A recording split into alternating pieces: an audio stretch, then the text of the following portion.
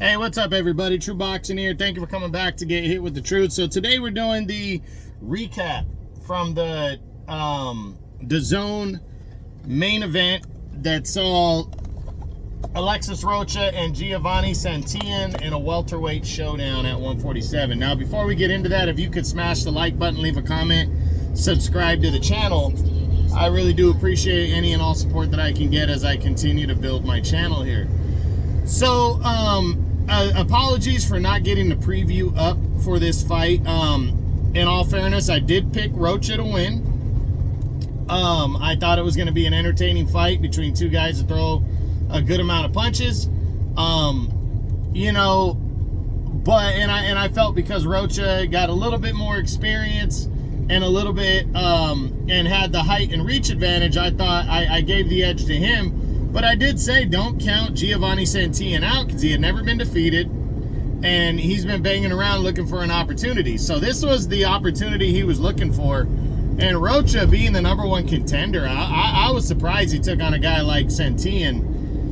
But hey, you're daring to be great. You're trying to move your way up the ladder and prove yourself to the top dogs. And these are the kind of risk you take when you do that. Now, you know, the result, as if everybody watched, Santillan pretty much put it on. It was an entertaining fight, but Santillan just was able to break down Alexis Rocha and hurt him, knock him down a couple times, and finally stop him in I believe it was the 6th round.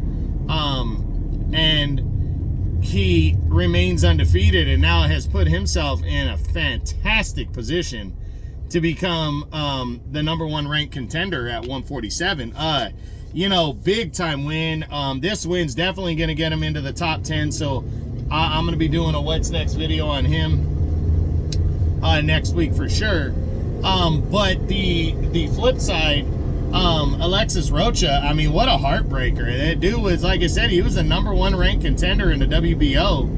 And a win over Santillan probably locks him up as the mandatory and puts him in for the vacant title whenever Terrence Crawford decides to vacate that belt. And we all know that Crawford is likely gonna do that because you know, well, I mean, there's a decent chance of it anyway, because he's probably moving to 154 either to fight Errol Spence in a rematch or as the reports yesterday where the WBO opened the door for Crawford to move up and fight Tim Tszyu if he wanted to next.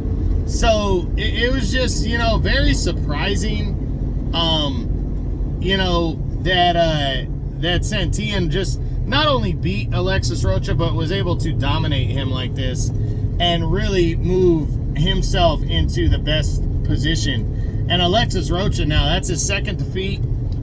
He lost to Rashidi Ellis a couple years back by a decision, and now he really needs to reevaluate things. But he's still young. He still has time to bounce back. He wasn't in my top 10 coming into this fight.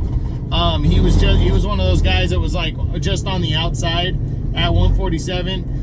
He didn't do well enough at all to deserve to be in the top 10, and he still won't be. But so hopefully he can bounce back and shake this one off at some point. But he's probably going to take some time off from it and then come back. Santillan though, this guy, like I said, he's with a bullet shooting up, and we'll talk about what he's doing next next week when I do his what's next video. So that's it. That's what I got. That's my DAZN recap from Saturday, October 21st, that was main evented by Alexis Rocha and Giovanni Santillan in a welterweight showdown. I hope you enjoyed the video. If you did, smash the like button, leave a comment, subscribe to the channel. We're 580 subscribers strong, and I want to get to 600 by the end of the year. Help me out, guys.